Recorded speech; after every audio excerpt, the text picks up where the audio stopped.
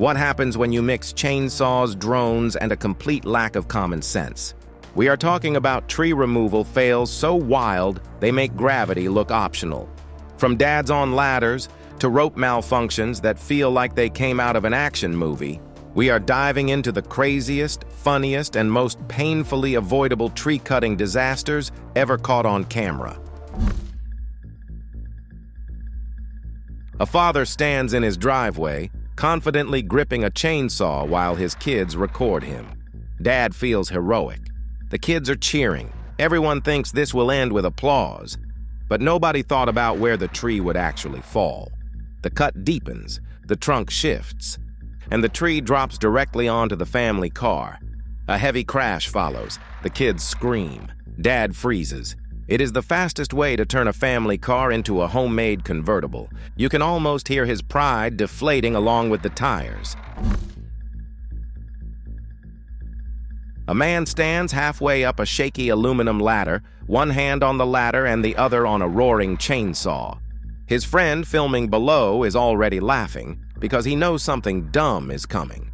The man leans out too far and cuts a heavy branch above his head. The moment it snaps, it drops straight down and knocks the ladder out from under him. He tumbles backward. The branch did not just fall. It assassinated the ladder. Gravity wins again. Tomorrow he will wake up with a new respect for physics, and maybe a fear of heights. 3 men gather around a tall tree leaning dangerously close to a small house. One man calls himself the expert and works the chainsaw. The other 2 hold a single frayed rope with way too much confidence. They pull with everything they have, hoping to guide the tree away from the roof. The trunk creaks, hesitates, and then betrays them. It collapses directly onto the house, smashing the roof in one dramatic impact. That is not just a tree fall. That is a home renovation completed in one move. Somewhere in the background, you can almost hear someone whisper that they should have called a professional. A tall tree stands beside a block of flats. A worker cuts into the trunk while residents watch from their balconies. The cut deepens. The tree suddenly leans in the wrong direction. Onlookers yell for him to move. The tree crashes into a balcony, bending metal and shattering glass. The commentary from the residents turns into a mix of panic and play-by-play reactions. When your audience starts praying mid-cut, you know the job is already lost.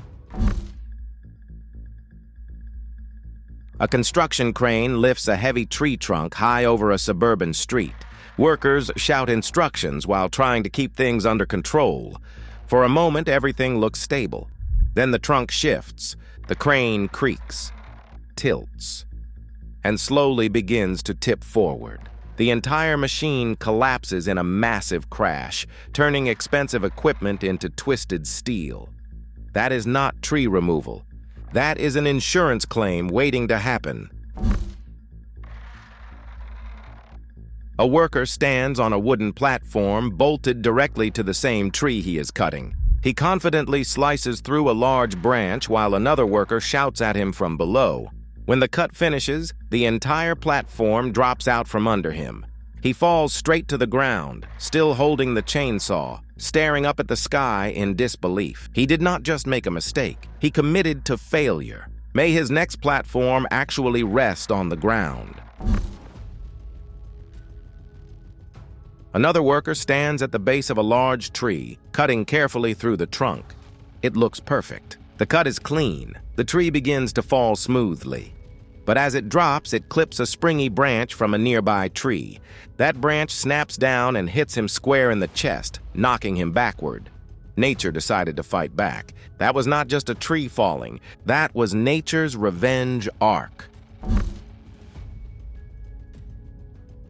A worker stands several feet up a tree trunk with a rope wrapped around both himself and the same section he is cutting.